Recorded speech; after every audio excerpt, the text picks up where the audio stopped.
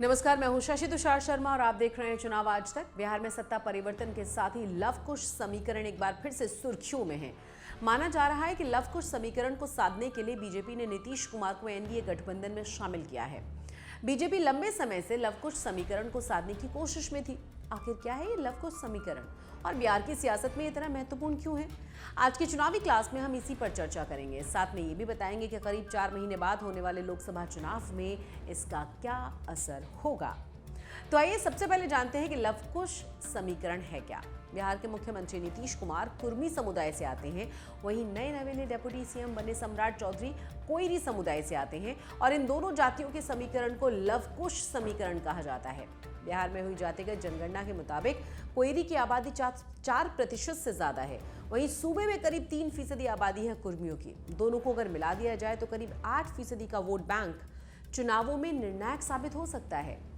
बिहार की सियासत में लव कुश समीकरण की शुरुआत हुई 1994 से। साल 1994 में कुर्मी कोयरी सम्मेलन के साथ लव कुश समीकरण की चर्चा शुरू हुई।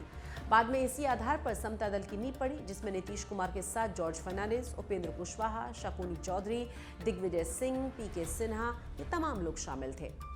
नीतीश कुमार कुर्मी समुदाय के पहरुआ बने तो उपेंद्र कुशवाहा ने कोयरी समुदाय का झंडा बुलंद कर दिया। इसी के साथ नीतीश का इजाद किया हुआ महादलित भी इस वोट बैंक में शामिल हुआ। इस समीकरण ने बिहार में नीतीश कुमार की सियासत को नई ऊंचाइयां दी और इसी का नतीजा ये रहा कि वो इतने लंबे समय से बिहार के मुख्यमंत्री पद पर जमे हुए हैं। गठबंधन बदल जाता है लेकिन नीतीश की कुर्सी कभी भी खतरे में नहीं पड़ती है।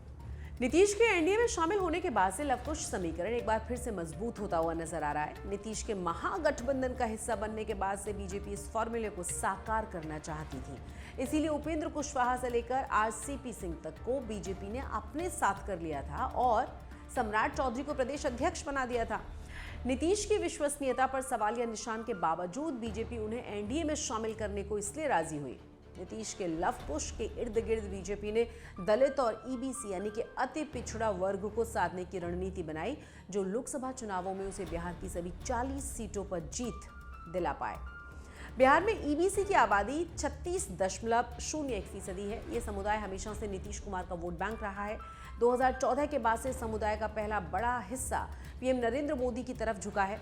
अभी दोनों ही नेताओं के मिलने से इस वोट बैंक पर एनडीए की पकड़ मजबूत हुई है। हाल ही में कर्पूरी ठाकुर को भारत रत्न देकर पीएम मोदी ने इस समुदाय को लुभाने का मास्टर स्ट्रोक चला था। अब नीतीश के साथ आने से ये दाव और ज्यादा कारगर साबित हो सकता है। इसके अलावा बिहार में अनुसूचित जातियों की आबादी भी 19% से ज्यादा है।